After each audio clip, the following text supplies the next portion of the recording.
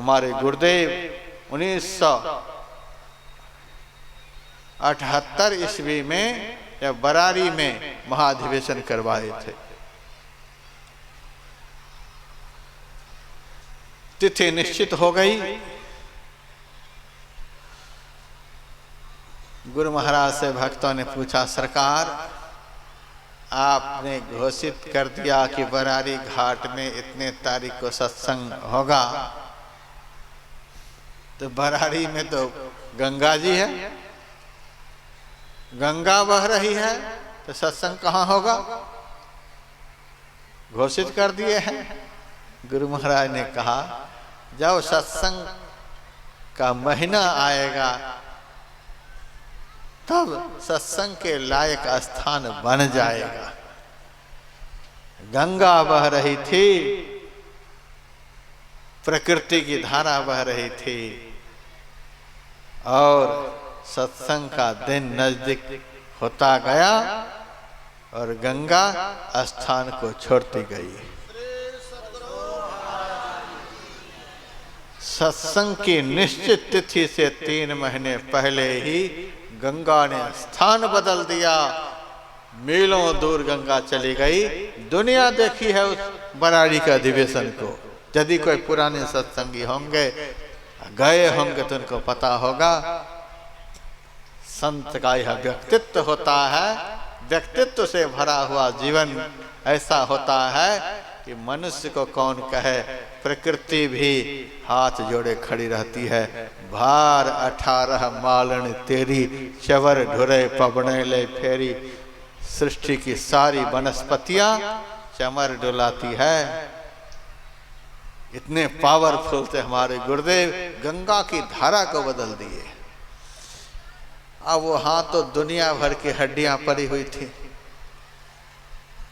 उस समय के हमारे सत्संगी भाई बड़े सेवा भावी थे। अब तो सेवा करवाने वाले बढ़ते चले जा रहे हैं, सेवा करने वाले घटते चले जा रहे हैं। एक साधु बहुत वृद्ध हो गए थे। वे अपने से ही रोज गंगा जी में स्नान करने के लिए जाते थे। जहाँ अपना आश्रम हरिद्वार में, उसी गली में उस साधु का भी आश्रम, बहुत बड़ा साधु, बड़ा नाम उनका। अपने से ही जाते थे स्नान करने और अपने से ही आते थे। बड़ा जीर्ण शीर्ण शरीर। मैंने उनसे कहा कि महाराज जी, आपके हाथ में जो गंगा जल से भरा हुआ कमंडल है और भीगा हुआ वस्त्र है, वह मुझे दे दीजिए, हम आश्रम तक आपको पहुंचा देते हैं। और नहीं जी, जब तक शरीर में ताकत हो तब तक सेवा लेनी नहीं चाहिए, सेवा देनी चाहिए। सेवा देनी चाहिए, सेवा लेनी नहीं चाहिए। आज राधा स्वामी संप्रदाय के जितने भी आश्रम बनते हैं, एक भी लेबर नहीं लगता है। जितनी भी खेतियां होती हैं, एक भी लेबर नहीं लगते हैं। सारे उनके सत्संगी लोग अपने पैसे से अपनी अपनी गाड़ी लेकर के जाते हैं और नंबर लगता है, इस महीने में तुम्हारी सेवा नहीं हो पाएगी, रजिस्टर में जगह खाली नहीं है, 6 महीने के बाद तुम्हारी सेवा लगेगी।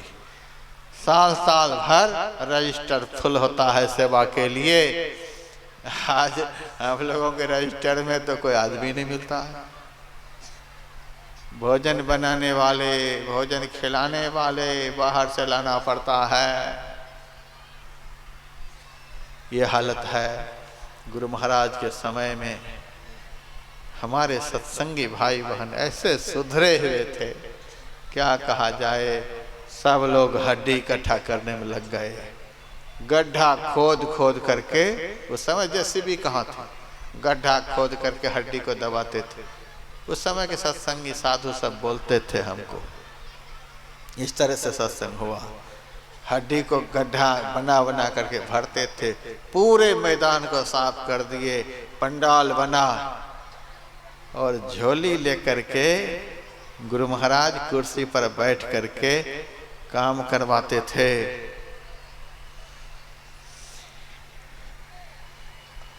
आनंद प्रेस के जो मालिक थे झुनझुन वाला, वह भागलपुर से गुरु महाराज के पास 2-4 लोगों को साथ लेकर के आए। सरकार, इतना बड़ा यज्ञ आप करवाने के लिए जा रहे हैं, लेकिन हम लोगों को तो कोई सूचना ही नहीं, किसी भी प्रकार के सहयोग के लिए आपने कुछ कहा ही नहीं।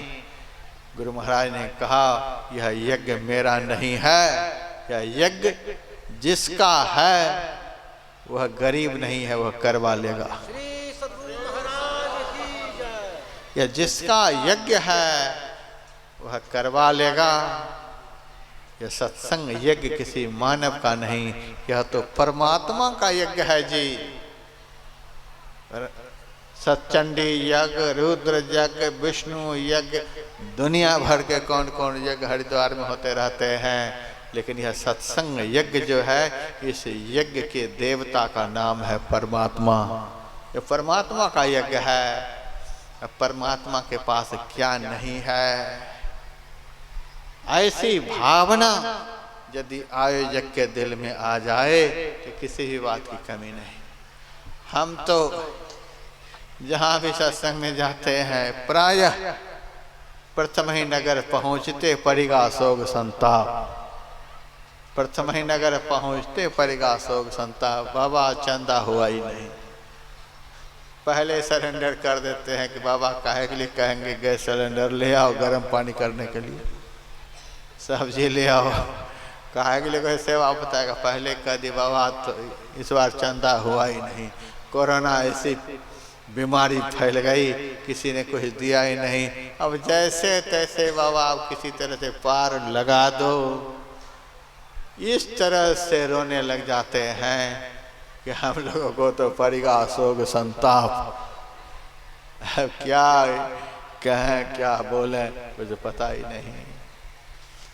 यदि कोई यह बात हृदय से समझ ले, यह यज्ञ किसी मानव का नहीं है, यह यज्ञ के मालिक परमात्मा का है। गुरु महाराज परमात्मा स्वरूप हैं। हमारे सदगुरु महाराज का यह यज्ञ है। और सदगुरु महाराज का जब यज्ञ है तो जिनके संग से मति की रति गति भूति भलाई प्राप्त होते हैं, उनका यह यज्ञ है। यह यज्ञ क्या नष्ट हो जाएगा? अभावग्रस्त हो जाएगा। जैसा दिल होगा वैसा यज्ञ होगा। दिल सड़ा हुआ है तो यज्ञ सड़ जाएगा।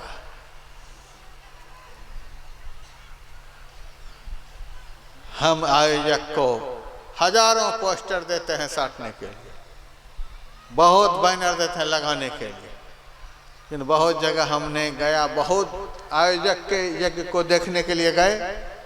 यहाँ की बात मैं नहीं करता हूँ, बहुत जगह से करते आ रहा हूँ।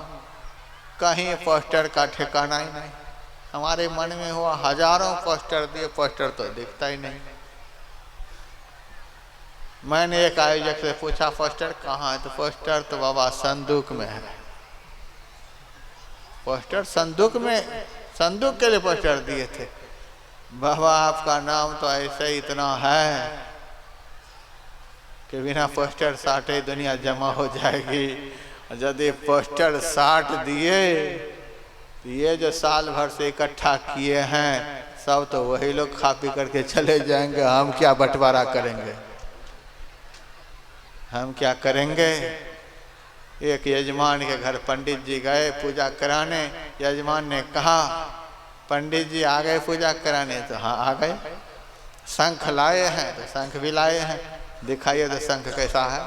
शंख दिखाया, रामेश्वरम का शंख था 5 किलो का, इतना बड़ा शंख।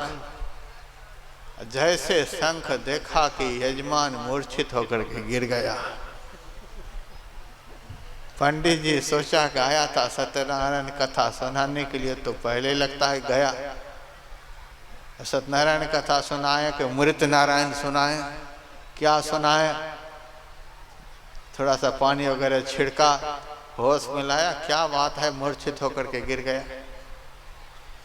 अब क्या करें, आप शंख ही ऐसा लाए, इसका क्या मतलब हुआ? महाराज 1 महीना से सत्यनारायण कथा के लिए प्रसाद की तैयारी किए हैं,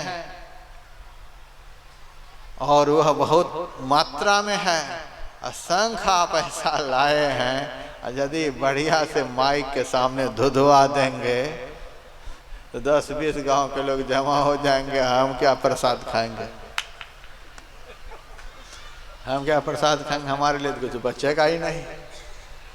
हम तो ऐसे ही संग देखते ही मरे जा रहे हैं। तब क्या करें? चले जाएं? पंडित जी ने कहा चले जाएं। तब यजमान कहता आ गए तो कोई बात नहीं, लेकिन हल्के से बजाना, हल्के से बजा देना, ताकि हम लोगों को भी बंटवारा करने के लिए कुछ रह जाए। ऐसी मेंटेलिटी यदि आयोजक के जीवन में हो जाए तो आयोजन सड़ जाता है।